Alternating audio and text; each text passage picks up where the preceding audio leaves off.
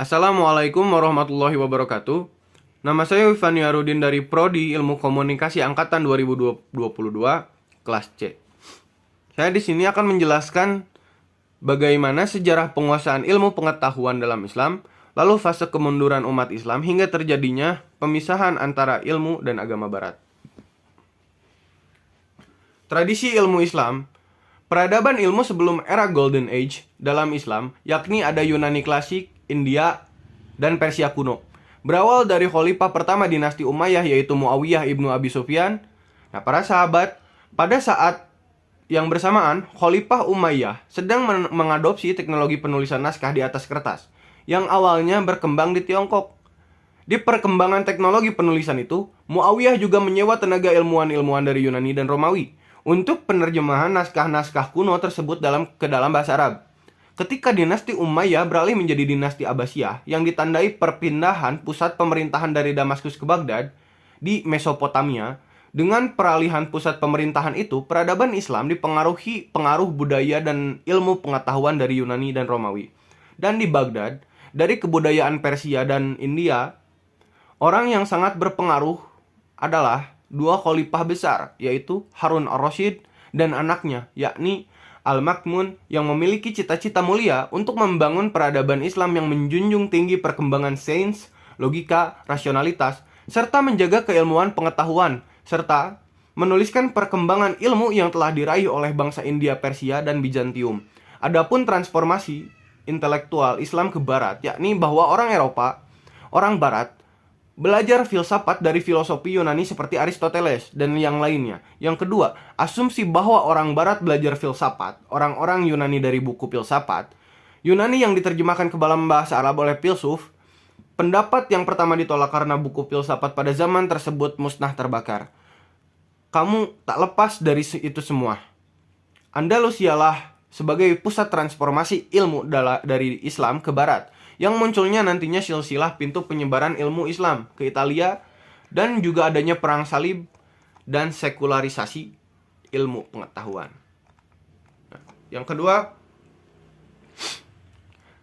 saya akan menjelaskan kritik Islam dalam melihat perkembangan ilmu pengetahuan di Barat yang cenderung bebas, nilai dan tanpa moral, bahkan meniadakan Tuhan dalam ilmu pengetahuan. Kritik Islam dalam otonomi ilmu pengetahuan pada realitasnya, orang Barat itu idealis dan materialis dan dinamis, sehingga mereka orang Barat menafikan wahyu sebagai sumber ilmu, dan sedangkan kita umat Islam, wahyu adalah sumber ilmu tertinggi. Wahyu otentik adalah Al-Quran dan hadis. Adapun positivisme, yakni yang mempengaruhi observable, sedangkan menurut Islam, kita mengetahui ilmu secara dari proses akal sehat yang berintuisi ke dalam hati, lalu masuk ke dalam otak dengan informasi yang benar. Lalu terdapat ragam merdekanya lahir batin. Dunia modern adalah dunia yang sudah terpisah dari yang transenden, dari prinsip-prinsip langgang yang dalam realitasnya mengatur materi dan yang diberikan. Maka, modern bukanlah kontemporer yang maju, lanjut, dan berkembang, tapi merupakan lawan dari tradisi, lawan dari yang sakral dan transenden.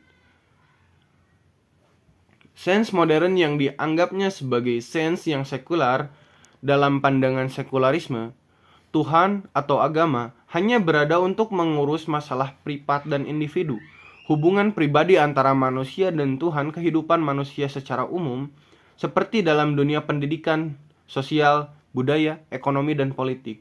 Tidak dibenarkan agama ikut campur mengurusnya. Sains Barat modern yang sampai saat ini mempelajari sains yang sekuler, di mana di dalamnya tidak ada urusan agama dan Tuhan sedikit pun. Sains sekular itulah yang saya kritik.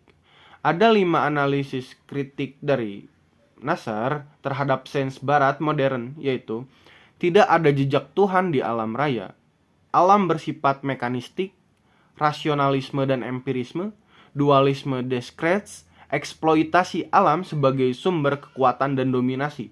Sains Barat modern telah mengalami desakralisasi dan melepaskan nilai-nilai spiritual, termasuk Tuhan dan apa yang di dalamnya. Nasr melihat, selain pada sains, telah terjadi pula desakralisasi terhadap filsafat, kosmos, bahasa, dan terhadap sains barat modern dan kesamaan dengan kritik-kritik lainnya menunjukkan adanya kebutuhan terhadap sains alternatif dalam kerangkaan pembangunan peradaban Islam yang intinya adalah membangun ilmu pengetahuan Islam, sains alternatif daripada sains barat modern. Adalah sains Islam atau islamisasi terhadap sains barat modern. Nah, itu kritik. Sekian. Dan yang ketiga, respon cendekiawan muslim mengenai pentingnya islamisasi dalam ilmu pengetahuan. Respon cendekiawan terhadap ilmu pengetahuan, saya, di Hussein Nasri, mengkritik bahwa eksploitasi alam sebagai sumber kekuatan dan dominasi, warisan realisme di Keats yang mengandalkan sebelumnya pemisahan antara sidik yang mengetahui dan objek, yang diketahui alam yang digambarkan secara mekanis, bagaikan mesin dan jam pada sekuler tentang alam semesta yang melihat tidak ada jejak Tuhan dalam keteraturan alam itu. Menurut Ismail Rozi Al-Fakur, akar dari kemunduran umat Islam karena dualisme sistem pendidikan. Menurut Basa Kimbi, islamisasi ilmu pengetahuan juga dianggap sebagai pribumisasi dengan islamisasi adalah tanggapan dunia ketiga kepada klaim Universitas Ilmu Pengetahuan Barat. Islamisasi juga penegasan kembali lokalitas tentang ilmu pengetahuan.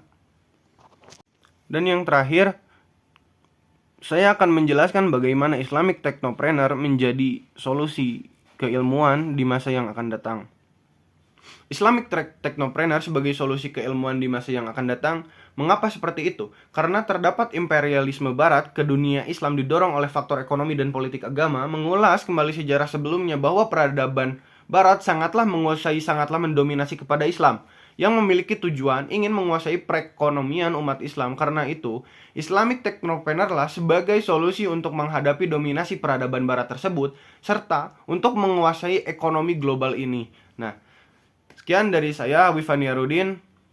Mohon maaf bila ada kesalahan atau misalnya kekurangan. Terima kasih.